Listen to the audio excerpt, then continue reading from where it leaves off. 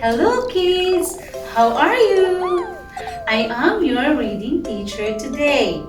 This is Emmee and Penales from Oroqueta City Central Elementary School of the Division of Oroqueta City. This is our story. The title is The Frog and the Ox. It is retold by Bose S.E. Pastor, and this is joint publication of Lampara Publishing House Incorporated and Precious Pages Incorporation. Are you ready to listen? Yes! Are you excited? Very good! But before I will read this story, I will let you remind of some things to do while we are having our story. First, sit in a very comfortable position. Second, keep yourself distance from one another. Third, always wear your face mask. Fourth, pay attention as I read the story. Fifth, if you want to ask questions, just raise your hand and ask politely. Are you ready, kids? Very good. The frog and the ox. Have you seen an ox? Yes, this is an ox. Have you seen a frog? Yes, these two are frogs. Where can you usually find the frogs? Very good! Frogs are usually found in the garden. Others are found in the pond. What do you think would happen to this father frog? Now, let us unlock first some of the difficult words found in the story. First, ox. What is an ox? Ox has a characteristics like a cow. Second, pond. What is a pond? A pond is an area that filled with water that is smaller than a lake. Third, meadow. What does meadow mean? A meadow is a land that mostly covered with grass. Fourth, inhale. What is inhale? Inhale means to breathe in, like this.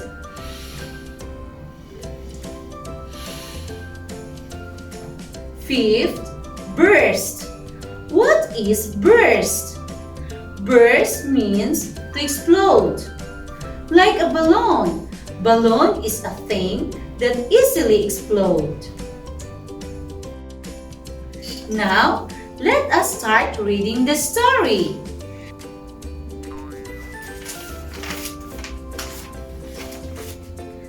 There was once a young frog who lived with his father in the pond. One time, the young frog hopped into the meadow with his friend. They saw an ox grazing. "What a big frog!" the young frog said. It was his first time to see an ox. "He's not a frog," his friend said. "Don't mind him." Do you think the young frog listened to his friend? But the young frog would not listen to his friend. He rushed back to the pond and told his father about the big frog. "Father, he's the biggest frog I've ever seen," he said. Can you guess the reaction of the father frog? Let us see. "No other frog could be bigger than me," the father frog said. He soaked in air to make himself bigger. "Is he this big?" "No, father, The young frog said. No other frog could be bigger than me, the father frog said. He sucked in air to make himself bigger. Is he this big? No, father, bigger, the young frog said. Do you think the father frog would accept that someone is bigger than him? The father frog could not accept the fact that another frog was bigger than him. I'm the biggest frog in this place, he said. Guess what happened next? And so, the father frog kept on inhaling.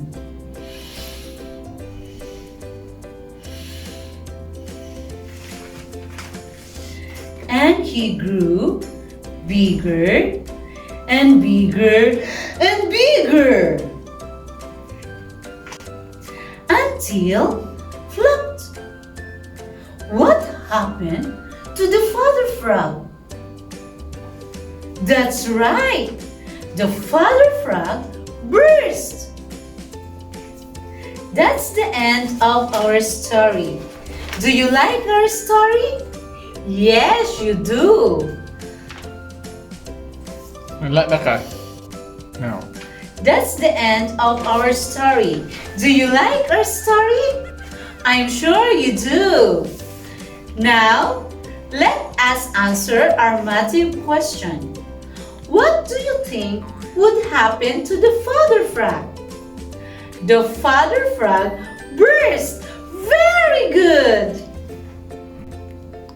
Let's proceed to the comprehension check questions. Who are the characters in the story?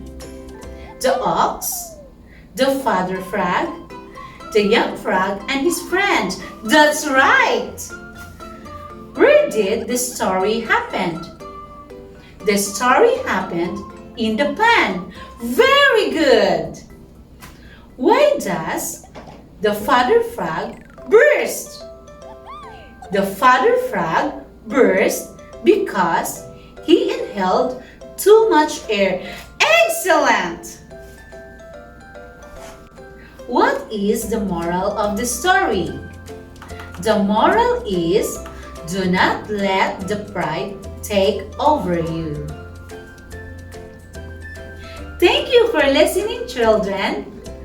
Again, this is your teacher, Emmee and Penales of the Division of Araqueta City. Until next time, bye!